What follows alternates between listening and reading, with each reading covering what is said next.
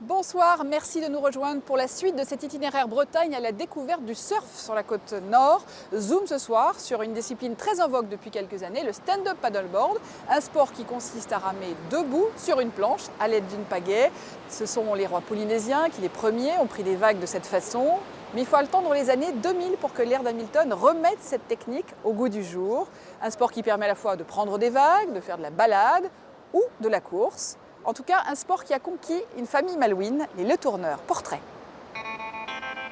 Dans la famille Le Tourneur, il y a Jean-Pierre le père, Catherine la mère et leurs 3 fils Thomas, Martin et Jean. Tous atteints par le même virus, celui du stand-up paddleboard, appelé communément le SUP. Et c'est grâce à Jean-Pierre que tout a commencé en 2009. Par hasard, j'ai eu une opportunité de récupérer un SUP dans un magasin qui faisait une liquidation et je ne savais pas ce que c'était. Et puis je me suis pris au jeu. Un jeu auquel chacun participe désormais, sauf Martin, temporairement privé de vagues après une opération de l'épaule. C'est terrible, là, je vois les vagues et tout ce que j'imagine, c'est ce que je pourrais faire comme manœuvre sur les sections si j'étais dessus. Donc voilà, c'est assez frustrant, mais bon, je suis content de les voir aussi surfer, surtout quand c'est sa famille qui est dans l'eau. Une famille souvent dans l'eau ensemble, comme le rappellent les photos des dernières années. C'était à Saint-Jacques. Ouais, c'était vraiment les débuts. Ça devait être la première fois que j'en faisais. Ouais, c'est ce que j'allais dire, je crois. Ouais, ça a été un engouement par l'ambiance, par le fait d'être tous ensemble sur la même course, sur la même ligne de départ. Et de partager ça, effectivement, on avait les mêmes émotions du coup, puisqu'on pratiquait la même chose. Il y avait le goût du nouveau, c'était nouveau, donc oui. c'était un nouveau support, on a l'impression d'être un petit peu des pionniers. Et notamment ici, là, c'était à Étretat, là, c'était super. Ah oui, aussi. Magnifique. Ça, c'est un superbe souvenir. Après, de championnat en championnat, tout ça nous a conduit en Californie, qui était... pour nous, Premier déplacement. premier grand déplacement, comme une consécration 2014. de ce qu'on aimait faire tous ensemble. Ah, ça, c'était bien. Et de là, 2 ans plus tard ou 3 ans, ça nous a conduit au Brésil. Ouais. Et là, c'est pareil, c'est toujours le stand-up paddle qui nous provoque des rencontres. Les voyages, les rencontres et les compétitions. Un programme auquel Martin, le cadet de la famille, a sérieusement pris goût. Il est aujourd'hui compétiteur international. Dès que je me suis mis au paddle et que j'ai commencé à faire de la compétition, il y a cette envie de donner le meilleur de moi-même, de chercher le haut niveau, la performance, qui s'est vraiment développée. Et puis j'ai rapidement pu m'approcher de mes rêves, quoi. Et aujourd'hui, voilà, je suis en plein dedans. Auréolé d'un palmarès déjà impressionnant, Martin figure parmi les 20 meilleurs mondiaux en sup race et parmi les 5 premiers français en sup surf et en longboard. Il s'est même mis au foil récemment, comme sur ces images tournées à Lanzarote. L'idée, c'est de continuer dans cette voie-là au niveau professionnel. Là, je viens de commencer un stage de 3 mois chez Opdicat Europe, mon sponsor depuis 5 ans. Et je vais m'occuper notamment du marketing digital et de développer leur présence sur les réseaux sociaux.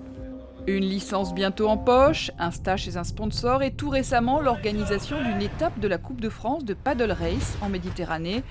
Martin mit sa détermination et sa passion au service d'une ambition que toute la famille partage et encourage.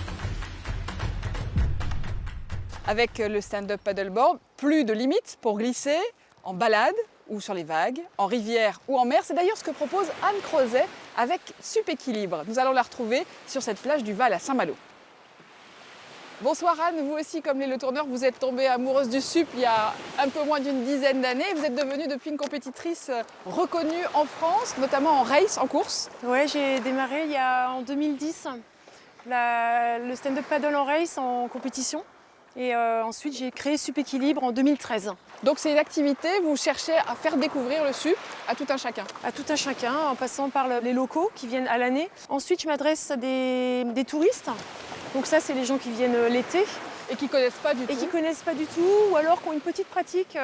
Qu'est-ce qui plaît avec le SUP ? Je pense que ce qui leur plaît, c'est de quitter le bord et de se retrouver dans l'élément marin, d'être dans cet élément qui les porte, mais en même temps qui les insécurise. Donc ils sortent de leur zone de confort. Sportivement, qu'est-ce que ça demande comme condition physique ? C'est surtout de l'endurance.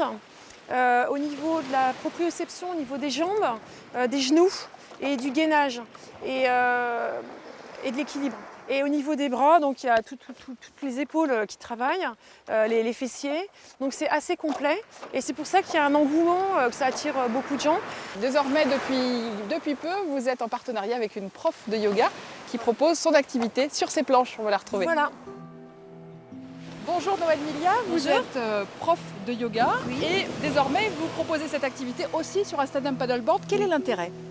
Alors l'intérêt, c'est qu'on se retrouve en pleine nature, sur tapis, en salle ou en extérieur. On favorise l'ancrage élémentaire. Là, évidemment, on va favoriser l'élément eau. On va se laisser bercer. Le relâchement, il vient naturellement quand on est allongé sur la planche, c'est très agréable. Et puis, évidemment, on va travailler beaucoup l'équilibre, tous les micro-mouvements dans les articulations pour garder son équilibre sur la planche et une oxygénation évidente puisqu'on est au grand air. C'est une nouvelle version du yoga qui peut convaincre de nouveaux adeptes. Alors oui, et puis c'est une version ludique du yoga. Donc effectivement, il y a pas mal de nouvelles personnes qui n'ont jamais pratiqué le yoga et qui s'essayent d'abord sur les planches avant qu'on les retrouve sur les tapis en salle. Donc ça, ils sont convaincus. Merci beaucoup Noël Milia pour tous ces éléments. Et moi je vous propose une petite archive de 1966 pour découvrir d'autres méthodes de glisse encore. Sur la plage, la soucoupe flottante constitue le stade élémentaire du surfing.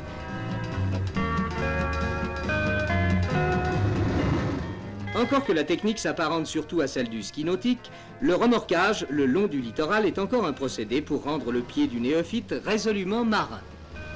Si vous aussi vous avez le pied marin, n'hésitez pas à venir vous-même essayer le stand-up paddleboard. Sinon, si vous voulez revoir cet épisode, c'est très simple, c'est sur notre site internet. À demain pour le dernier numéro de cette série sur le surf en Côte-Nord bretonne.